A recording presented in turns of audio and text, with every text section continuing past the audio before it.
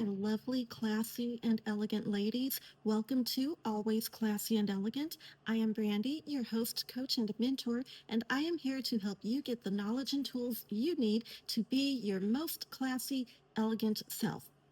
So today, ladies, in starting to round off and wrap up the Dating with Class and Elegance series, I want to talk about how to evaluate a man's fitness for a relationship.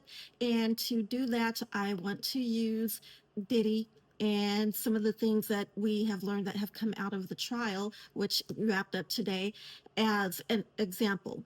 Before I get into the topic, I do want to state a couple of disclaimers. Number one, I am in no way or form shaming or blaming any of the victims, anyone who has fallen prey to his tactics or actions.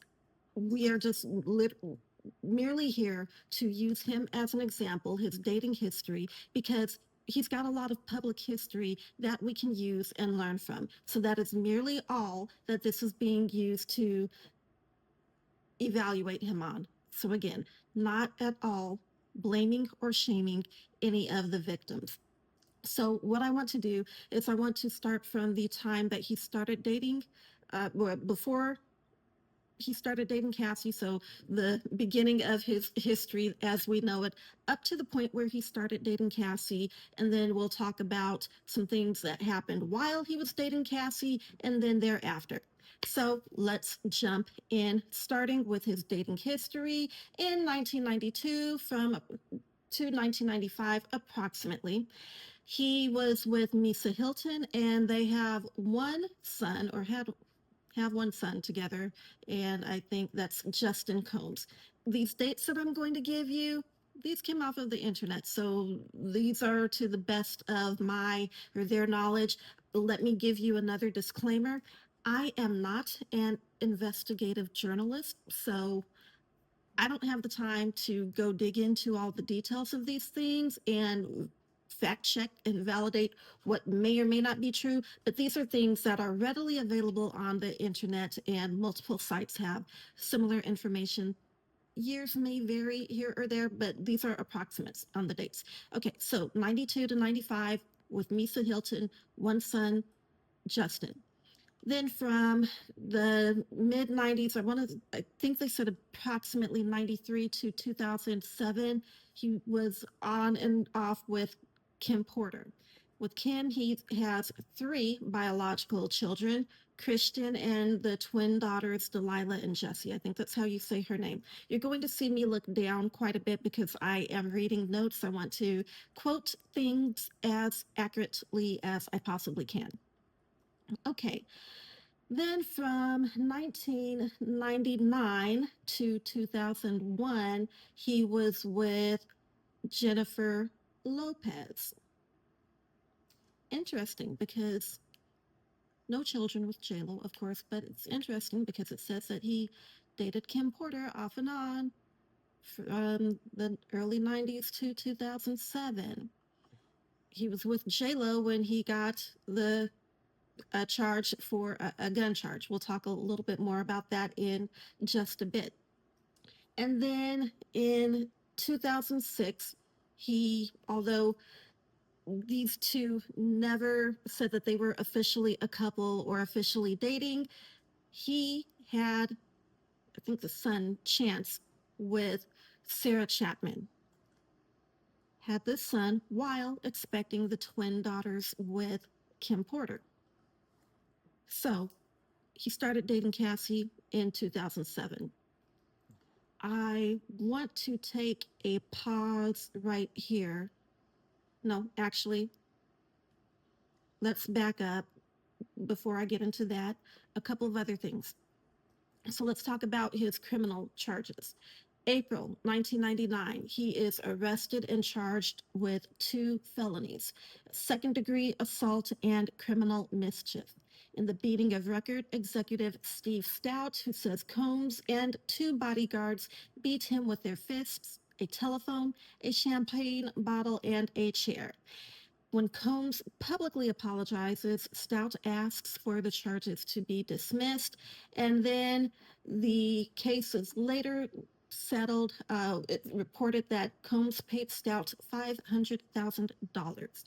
The charge was then dropped, and Combs pleads guilty to the lesser charge of harassment, and he is sentenced to 1 day of anger management.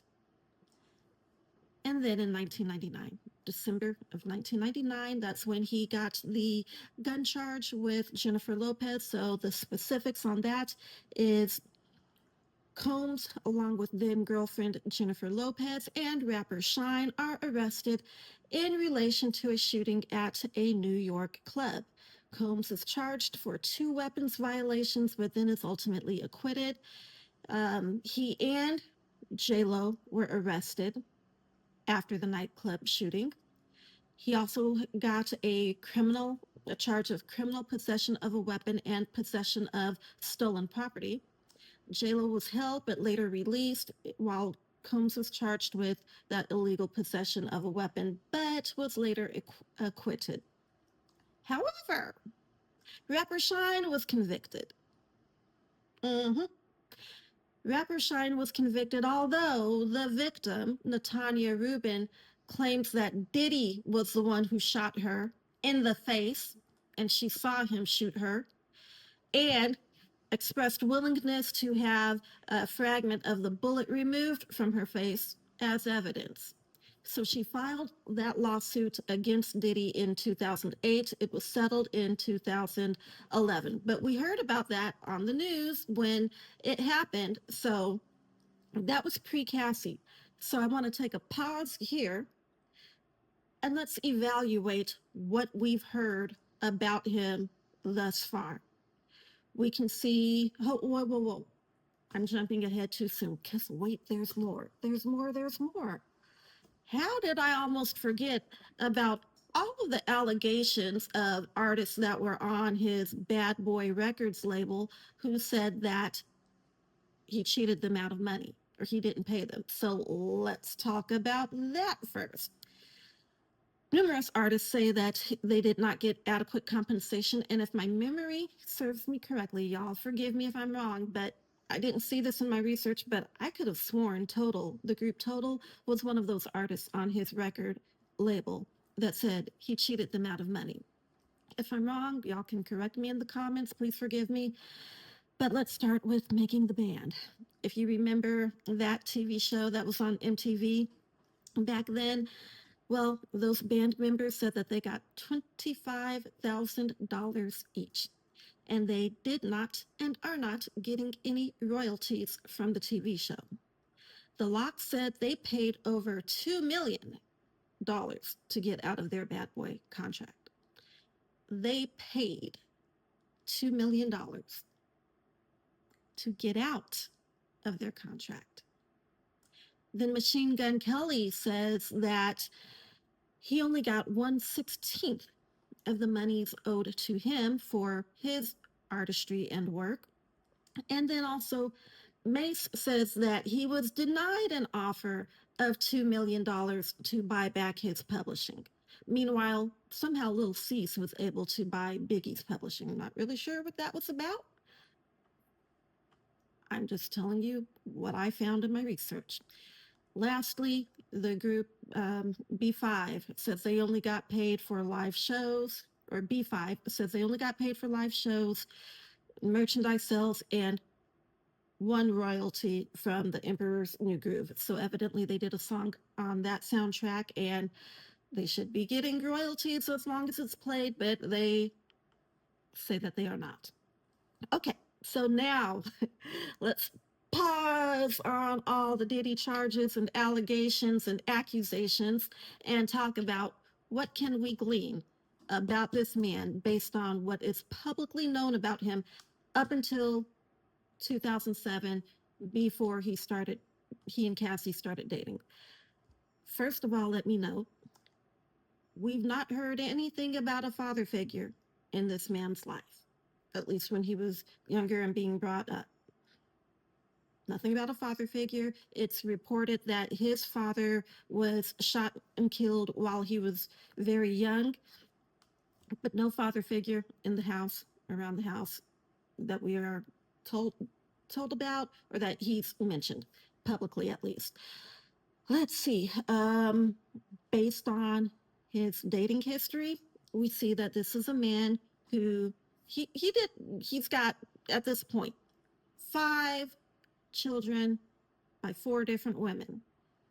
Never put a ring on any of their fingers. So we can glean from that that he's not the kind that's going to marry. He feels that it's perfectly okay and acceptable to create broken families and have kids scattered all over, wherever. Granted, whether or not he takes care of them financially, I hope he does with all the money that he has adequately, because these women are also women who had their own careers. But I think it suffices to say that we've got enough evidence that he has done some providing financially, but that's only one part of fatherhood.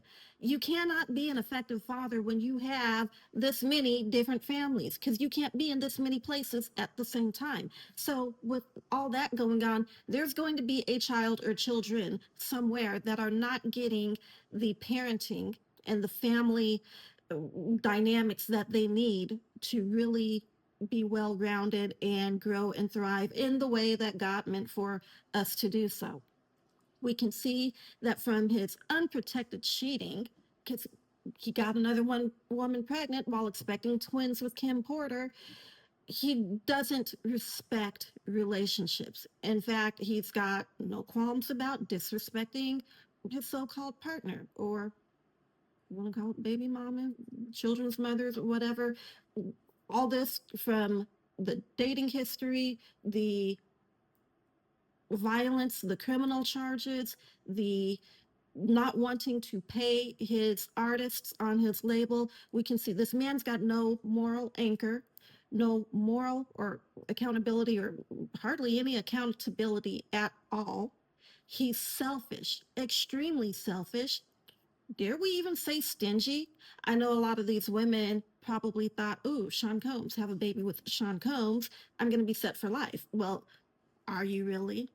I mean, maybe he provides financially, but you best bet that comes with some strings attached so that he can control and manipulate you and your situation whenever, however he wants to. So we've got enough up to this point to glean that this is not a good man, not a good person. He's got criminal assault charges against him, and those charges were against well, one of them at to this point was against a man. If he's willing to do that to a man, you best bet he's going to have no qualms or hesitation about putting his hands on a woman. So that right there, that was enough to ascertain: do not pass go. Go no further. In fact, run. Don't walk. Run away from that man. Ladies, if you encounter anybody that's got even a fraction of this going on that I've read to you so far, run. Don't walk, run from that man. He's no good. You got to look past the dollar signs and evaluate them on their history as a whole. But let's move forward from the time that he started dating Cassie to the present. There are more charges. So let me find where to start. Okay, so then 2015, we have the accusation of him swinging a kettlebell at a UCLA coach. He was arrested at the time, charged with assault with a deadly weapon. Charges were later dropped. But then he's sued by former chef Cindy Rueda, I think that's how you say her name, please forgive me if not, who sued him for SH, retaliation, defamation, failure to pay overtime, and intentional infliction of emotional distress, among other claims. He reportedly settled that case for an undisclosed amount in 2019. Okay, that's criminal history. But wait, there's more. Enter child number 6, BM number 5, mother number 5, Dana Tran. In 2022, he has yet another child with another woman, and that's Dana Tran when they had daughter Love Combs in 2022. So we can see while he was dating Cassie, he was still a violent person. I think that their relationship ended around 2017, 2018, something like that. Please forgive me if I don't have these dates exactly right, but they said it was a 10 to 11-year relationship. But that's the other thing. One more thing to make note of, because I know with the his trial coming to a conclusion and the verdicts that were read, there's going to be people out there that are going to say, well, can he really be that bad? Because he wasn't found guilty of the most serious charges and he's still super rich. And so it can't really have been all that bad. These women were willing participants, yada, yada, yada. Okay, think that if you want to. I'm not here to tell you what to think, but I am here trying to encourage you to think because you have to look at it. In addition to his on again, off again relationship over quite a period of time with Kim Porter, all the other women that he has fathered children with, and then having a 10 to 11-year relationship with Cassie, he never put a ring on anyone's finger. So if you are looking for a husband and you want to actually make a family, not just be somebody's a co-parent, but you actually want to have a cohesive family unit, this type of person is going to be the type of person that you should run from because he doesn't believe in creating families. He's creating scattered children all over the place and leaving a lot of collateral damage in his wake. In addition to the charges that were filed against him toward the end of his relationship with Cassie, we see the violence continues. If he's willing to hit another man with a kettlebell or whatever it was, do you think once again that he's going to have any qualms about going upside your head if, as a woman, if you get involved with him? Absolutely not. In fact, since being found not guilty on the most serious charges, if that man is released amongst the public, which actually he has been, I forgot that one thing that came out right before I started recording. The judge decided to let him go free.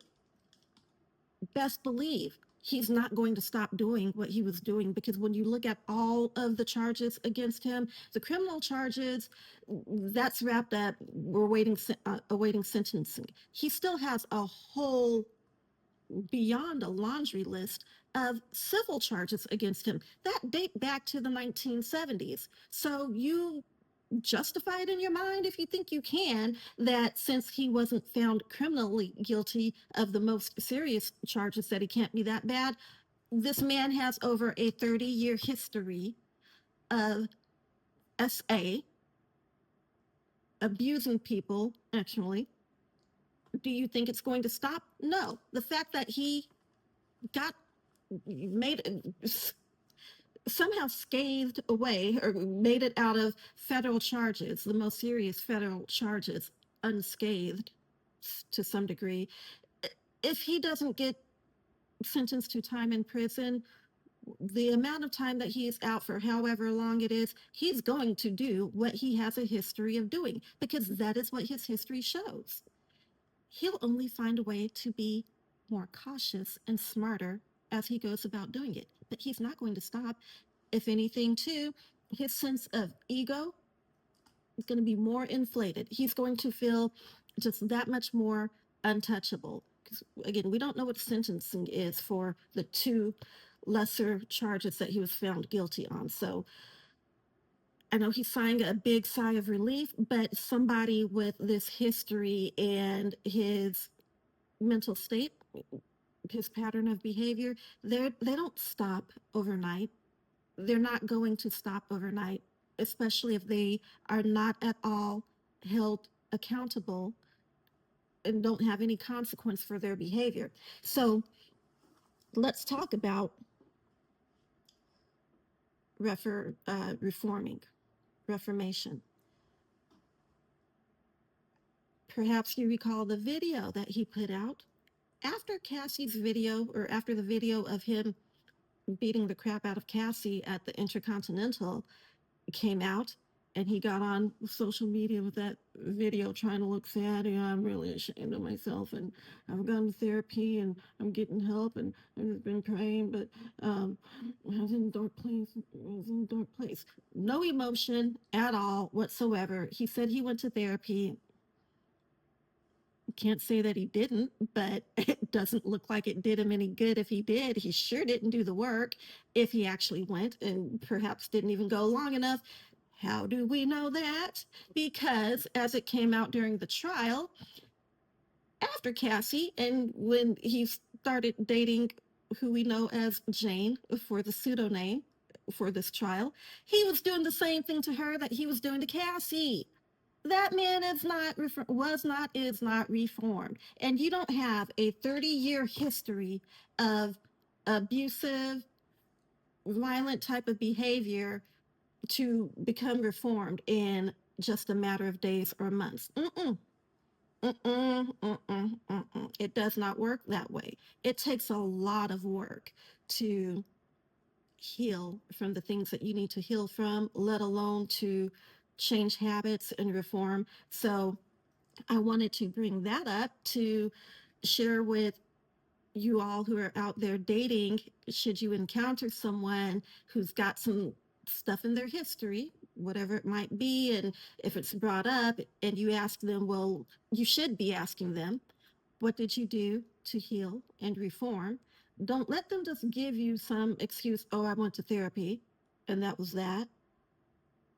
Or, oh, I started going to church. I mean, granted, I believe in the healing power of God and our Lord Jesus.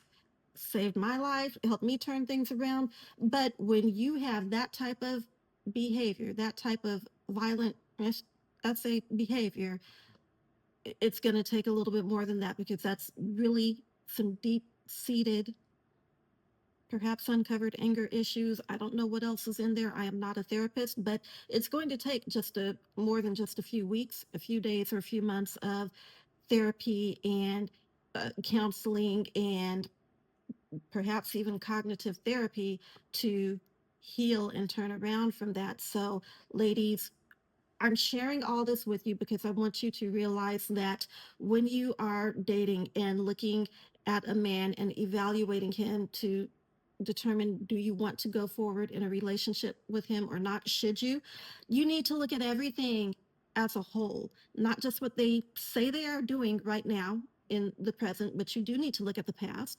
And I'm not saying that people cannot change or reform from bad pasts. Absolutely, they can.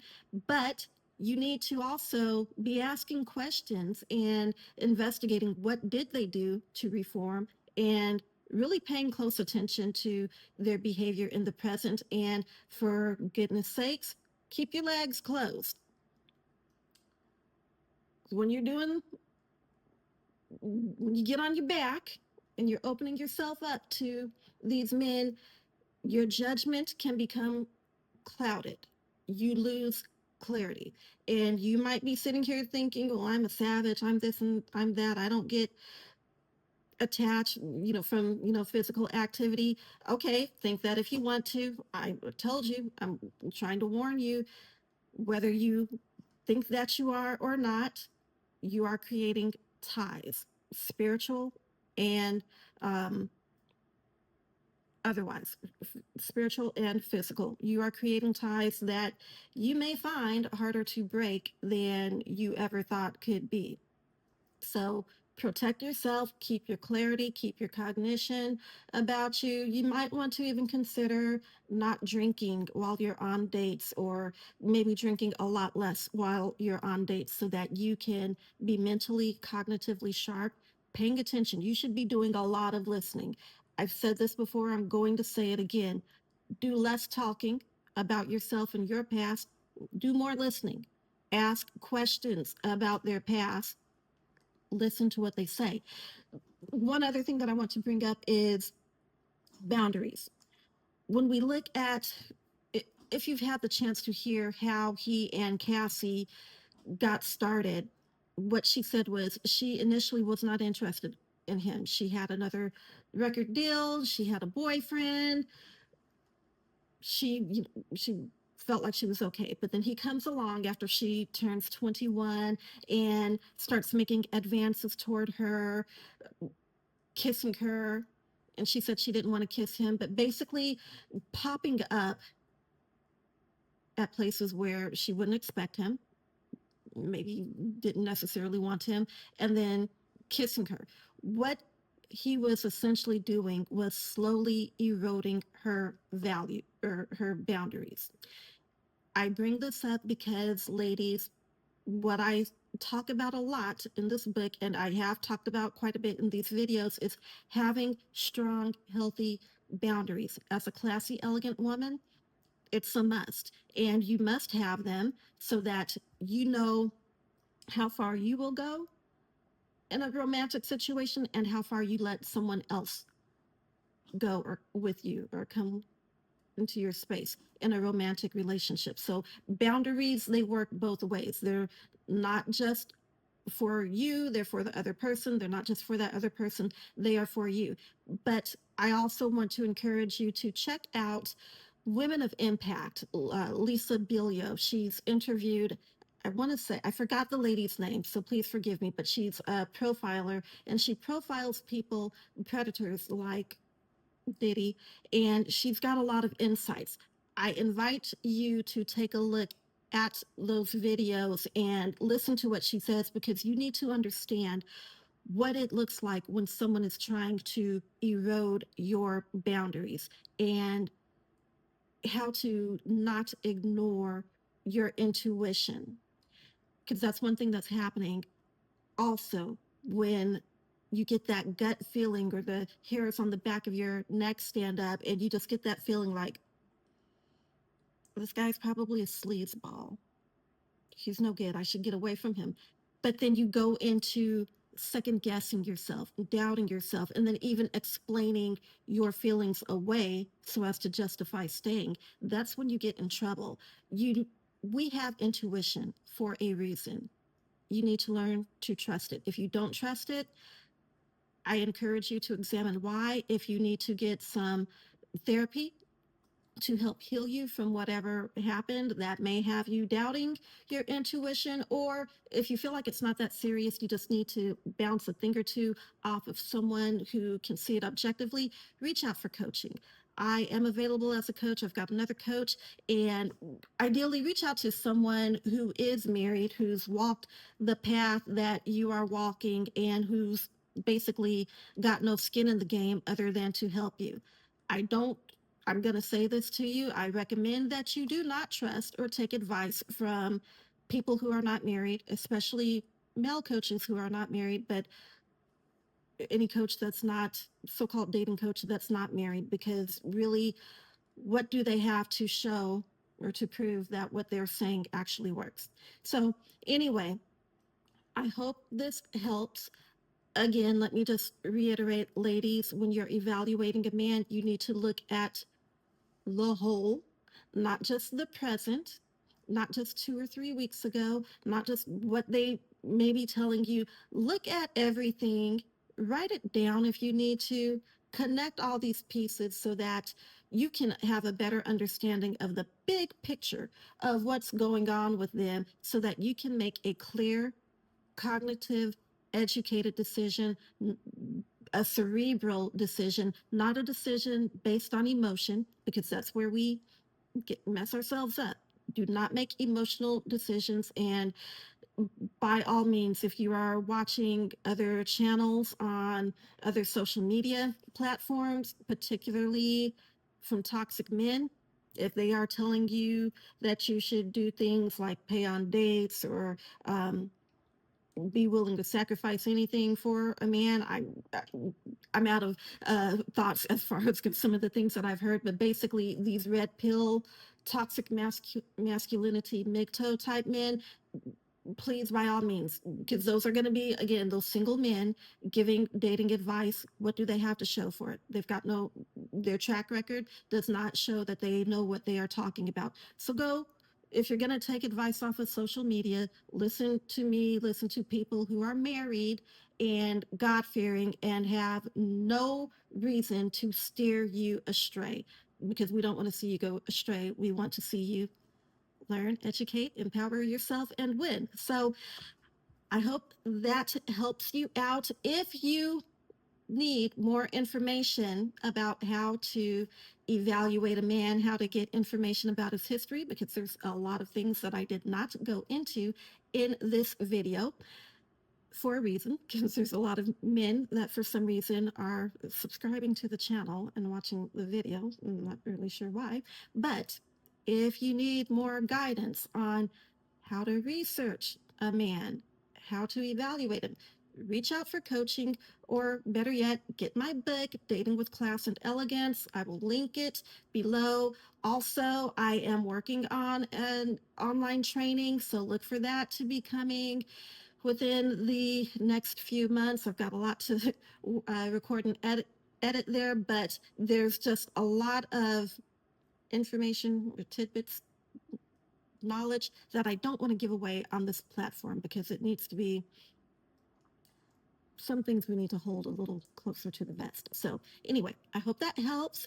Thank you all for watching. And before I bid you adieu for now, I do just want to remind you, ladies, always keep it classy and